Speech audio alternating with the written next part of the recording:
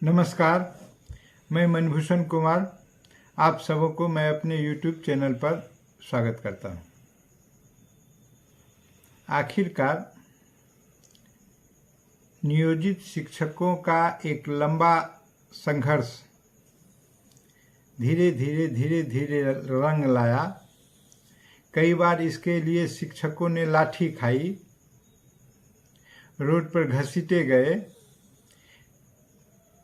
कभी सत्ता पक्ष तो वही विपक्ष बन जाने पर उनको मदद भी किया, उनके संघर्ष के साथी भी बने। लेकिन यह बात अलग है कि सत्ता में रहने वाला का एक स्वभाव और एक चरित्र होता है। इसी काम के लिए एक दिन भाजपा के नेता और बिहार के उप मुख्यमंत्री, नीतीश सरकार के उप मुख्यमंत्री थे, सुशील कुमार मोदी ने कहा था कि अगर भगवान भी उतरकर धरती पर आ जाएंगे तो शिक्षकों का भला नहीं हो सकता है, उनको एक पैसा दिया नहीं जा सकता है। और संयोग ऐसा हुआ कि यह उनका स्लोगन भाजपा पर काफी भारी पड़ा और उनके स्नातक और शिक्षक निर्वाचन क्षेत्र के कई नेता उनके इस बयान के कारण हार गए। लेकिन जब 2013 में नीतीश सरकार अपना संबंध भारतीय जनता पार्टी से तोड़ लिया और फिर आगे सरकार चली, और जब 2014 में नरेंद्र मोदी देश के प्रधानमंत्री बने और लोकसभा के चुनाव उनके जीतने के बाद ही बिहार के तत्कालीन मुख्यमंत्री नीतीश कुमार ने अपने पद से नैतिक जिम्मेदारी लेते हुए त्यागपत्र दे दिया। लेकिन वो यहाँ यह बात भूल गए कि यह कोई अटल बिहारी वाजपेयी सरकार के वो रेल मंत्री नहीं थे कि त्यागपत्र दे देंगे तो फिर वाजपेयी जी उनको अपने मंत्रिमंडल में कहेंगे कि नहीं नीतीश जी आप बहुत अच्छे हैं, रह जाइए। यह तो जनता का फैसला हार जीत होता है, जनता के हाथ में होता है। इसका देवी देवता सब जनता होते हैं। जनता को जनार्दन भी चुनाव में कहा जाता है। तो इस प्रकार से जनता जनार्दन ने उनको 2014 को लोकसभा हराने का काम किया, पराजित करने का काम किया। लेकिन उन्होंने सोचा कि एक नैतिकता का अगर पाठ हम देंगे, जिसके आधार पर उन्होंने त्यागपत्र दे दिया। अपने त्यागपत्र देने के बाद जीतन राम मांझी को उन्होंने मुख्यमंत्री बना दिया। लेकिन वो सोचते थे कि जीतन राम मांझी जो हैं उनके एक रबर स्टंप के रूप में काम करेंगे। उन्होंने किया भी, जैसे कि मंत्रिमंडल बना दिया, उन्होंने स्वीकार कर लिया। फिर नित्य फाइल वगैरह देखने लगे और आगे चलकर ऐसा हुआ कि जीतन राम मांझी विद्रोह कर दिए। लेकिन जाते जाते जो मांझी कर गए वह शिक्षकों के लिए मील का पत्थर बन गया। निश्चित रूप से वेतनमान देने का श्रेय नीतीश कुमार मुख्यमंत्री के रूप में ले सकते हैं और लेते भी हैं, लेकिन यह मूलतः किया हुआ कार्य जीतन राम मांझी का है। शिक्षकों को उनके प्रति जितने भी आभार व्यक्त करना चाहिए वो कम है। क्योंकि जीतन राम मांझी ने अपने मुख्यमंत्रित्व काल में जब उनको यह भान हो गया कि हम अब जा रहे हैं, मेरे जाने का समय आ गया है, अब नीतीश कुमार हमको अपने पद पर बने रहने नहीं देंगे, तब उन्होंने शिक्षक को सरकारी वेतन दे दिया। शिक्षक मीन्स नियोजित शिक्षक को, जिनको की कॉन्ट्रैक्ट था, जिनका कि 1500, 2000, 4000, 6000, 7000, 8000, 10000, 12000 वेतन दिया, कॉन्ट्रैक्ट पर एक मानदेय दिया जाता था, उसको उसने वेतनमान दे दिया। संचिका में कैबिनेट ने पास कर दिया और वह जो है 5200 से लेकर 2020 का वेतनमान दे दिया और उस पर 2400 रुपया ग्रेड पे प्लस महंगाई भत्ता है। यह एक पत्थर पर लकीर हो गया। और जिसको नीतीश कुमार जब उनको हटा के मुख्यमंत्री बने तो उनकी बाध्यता हो गई कि अपने पुराने कैबिनेट में लिए गए निर्णय को वो अवहेलित नहीं कर सकते थे, उसको डिस्कार्ड नहीं कर सकते थे। उनको बाध्य होकर मानना पड़ा और शिक्षकों को वह 5200 से 20,200 का वेतनमान उनको देना पड़ा। अर्थात मांझी जी का 100% निर्णय को उनको आत्मसात करना पड़ा और स्वीकार करना पड़ा।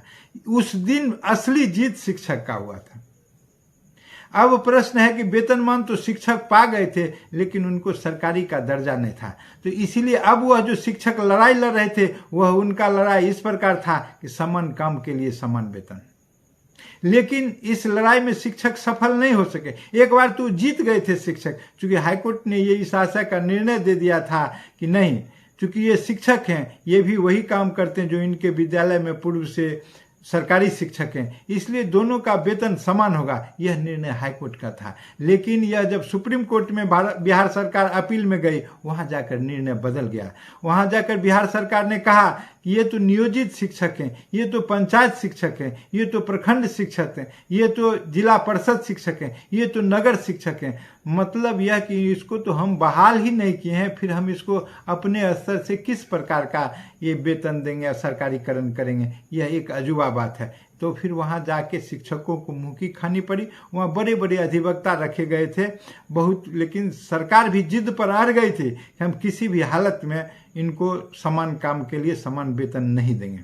और वो सरकार का विजय हुआ, शिक्षक उसमें पराजित हो गए और वापस आ गए, जिसको नीतीश ने अपने भाषण में कई बार कहा भी, लेकिन समय ने करवट लिया। फिर जब नीतीश आ गए बीजेपी के साथ, तो इनका देने का कार्यक्रम समाप्त रहा। चूंकि जब भी मिला है इस शिक्षक को, तो वो जब भाजपा से हट गए नीतीश जी, तो शिक्षक को सब कुछ मिलने लगा है। तो फिर जब हटे थे उस समय मिल गया था, अभी भाजपा से हट के ये फिर राजद के साथ चले गए हैं, तो फिर शिक्षकों के लिए नया वेतनमान का जो है सो पिटारा खुल गया है, नया व्यवस्था का पिटारा खुल गया है, सरकारीकरण के लिए एक योजना आ गई है। अब देखिए क्या हुआ इसके लिए, बहुत दिन से चल रहा था, बहुत से बैठक हुए, बहुत से कार्यक्रम हुए, शिक्षक पिटाए भी, कई बार महिलाएं शिक्षक भी पिटाई, लेकिन आज जो कल आ गया नियमावली, उस पर आज चर्चा करना चाहेंगे। उसकी सार्थकता, उसकी महत्ता, उसकी गुणवत्ता पर प्रकाश डालना चाहेंगे। नियोजित शिक्षकों को राज्यकर्मी का दर्जा देने का रास्ता निकाला गया है। रास्ता निकालो तो रास्ता निकलता है। आज तक नीतीश कुमार उलझाए हुए तो उलझा हुआ था। नीतीश कुमार जब चाहे कि सुलझ जाए, सुलझने की बात आ गई, इसलिए कहते हैं कि रास्ता निकालो तो निकलता है। बिहार में करीब 4 लाख नियोजित शिक्षक हैं, जिनको पहले 5200 से 2020 का वेतनमान 2400 रुपया ग्रेड पे प्लस महंगाई भत्ता मिलता है। अभी इन लोगों को इतना मिल रहा है, लेकिन सरकारी कहलाने के लिए ललायत रहते हैं। नीतीश कुमार ने इनकी आवाज अब सुन ली है, इसलिए नियोजित शिक्षकों को विद्यालय शिक्षकों के बराबर लाने की शिक्षा विभाग फिर विद्यालय के विशिष्ट शिक्षक नियमावली 2023 सार्वजनिक कर दी है। ये अभी इनको अब विशिष्ट शिक्षक का दर्जा दे दिया गया है। अभी जो नियमावली सरकार ला रही है, उसमें जो रेगुलर शिक्षक हैं उनके बराबर का शिक्षक बनाने के लिए इनको अब विशिष्ट शिक्षक का दर्जा दिए। इसलिए यह सरकार जो लाई है बिहार विद्यालय विशिष्ट शिक्षक नियमावली 2023 लेके आई है, उसको सार्वजनिक कर दी है कि और भी उनको गुणवत्तापूर्ण बनाया जा सके, उसमें सुधार किया जा सकते। यह नियमावली शिक्षा विभाग के अपर मुख्य सचिव के पाठक के हस्ताक्षर से बुधवार 11 अक्टूबर 2023 को जारी किया गया है। उक्त नियमावली के अनुसार स्थानीय निकाय के विभिन्न स्तरों पर नियुक्त सभी नियोजित शिक्षक सक्षमता परीक्षा पास करने के बाद विशिष्ट शिक्षक कहे जाएंगे। इसके लिए शिक्षा विभाग सक्षमता परीक्षा आयोजित करेगी। सरकार एक परीक्षा आयोजित करेगी जिसमें इन लोगों को क्वालिफाई करना नितांत आवश्यक होगा। इसके लिए सरकार ने नियमावली में प्रावधान किया है। नियमावली के प्रभावी होने की तिथि से 1 साल की अवधि में सक्षमता परीक्षा होगी और प्रत्येक शिक्षक यह परीक्षा पास करने के लिए 3 अवसर मिलेंगे। वैसे शिक्षक जो तीसरे प्रयास में परीक्षा पास नहीं कर सकेंगे उन्हें सेवा से हटा दिया जाएगा। और नियमावली पर आमजन का सुझाव भी मांगा गया है और आमजन उसको जो कहना चाहते हैं, सुझाव देना चाहते हैं, उसको साइट पर के पाठक ने रखवा दिया है और उसमें सुधार करके और उत्तम प्रकार से नियमावली किस प्रकार से बन सकता है उसको बनाने का कार्य किया है। और उन्होंने इन शिक्षकों के लिए वेतन भी देने का काम किया है नए प्रकार से। उसमें इन्होंने व्यवस्था दिया है, कक्षा 1 से 5 तक शिक्षक का मूल वेतन 25,000 होगा, ग्रेड पे होगा, महंगाई भत्ता होगा, आवासीय भत्ता की सुविधा होगी, चिकित्सा भत्ता होगा, शहरीय भत्ता होगा।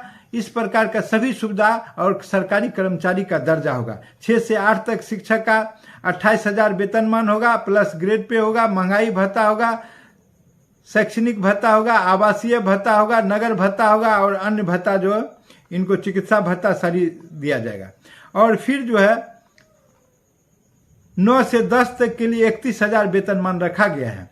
और फिर 11 से 12 तक के लिए 32,000 रुपया का वेतनमान रखा है। 32,000 के साथ इनको ग्रेड पे रहेगा। इसके बाद महंगाई भत्ता इनको दिए जाएंगे, मकान किराया भत्ता मिलेगा, चिकित्सा भत्ता मिलेगा और शहरी परिवहन भत्ता भी मिलेगा। इस प्रकार से शिक्षकों का जो समस्या एक लंबी अवधि से आज 15 वर्षों से या अधिक समय से चला आ रहा था, बल्कि लालू जी के समय बहुत लोग बहाल हुए थे 1,500 रुपया पर, तो वो उनके मुख्यमंत्रित्व काल में तो वो समस्या का आज लगभग पटाक्षेप होने जा रहा है इस माध्यम से। और इतना ही नहीं दिया, शिक्षक के लिए और भी बहुत कुछ नीतीश ने दे रखा है। इस व्यवस्था में ये दिए गए हैं कि 8 साल जब हो जाएगा तो उनको प्रोन्नति भी दिया जाएगा और उनके स्थिति को देखते हुए तबादला भी किया जाएगा। लेकिन 8 साल जब उनकी सेवा का हो जाएगा तो उनको अगले क्षमता के अनुसार उनको प्रमोशन दिया जाएगा, प्रोन्नति दिया जाएगा। जैसे कि 1 से 5 तक के शिक्षक को 6 से 8 तक का शिक्षक बनाया जाएगा, 6 से 8 तक के शिक्षक को 9-10 का शिक्षक बनाया जाएगा और 9-10 के शिक्षक को 11-12 का शिक्षक बनाया जाएगा। लेकिन इसके लिए न्यूनतम अर्हता है कि 8 वर्ष शिक्षक, वो तो सभी शिक्षक लगभग कब के पार कर चुके हैं। और इस प्रकार से ये जो नियोजित शिक्षक का एक बहुत बड़ा विशाल समस्या था, जिसका पल भर में के पाठक और यह नीतीश कुमार जैसे मुख्यमंत्री ने खात्मा कर दिया है। अब मात्र इसका इम्प्लीमेंटेशन का है। खुशियां शिक्षकों में है, जश्न मनाए जा रहे हैं, लेकिन इस बात का थोड़ा शंका उनको है, यह परीक्षा हमें पास करना पड़ेगा। इसमें दोनों की सहमति से यह कार्य हुआ है। एक प्रकार से इसमें कोई थर्ड पार्टी काम कर रहे थे, जिसके हिसाब से यह निर्णय लिया गया है। लेकिन यह एज ए होल यह निर्णय बहुत ही उत्तम है, शिक्षक के लिए भी हितकारी है। और लंबी अवधि से जो शिक्षक लड़ाई लड़ रहे थे उसमें एक प्रकार से उनको बहुत भारी जीत मिली है, उनको आत्मसंतोष मिला है, उनके परिवार में खुशी का ठिकाना नहीं रहा है। यह नीतीश की राजनीतिक रणनीति, दूरदर्शिता, सूझबूझ का ही परिणाम है। अगर यह वीडियो अच्छा लगा हो तो सब्सक्राइब करें और बेल आइकन दबाने का काम करें।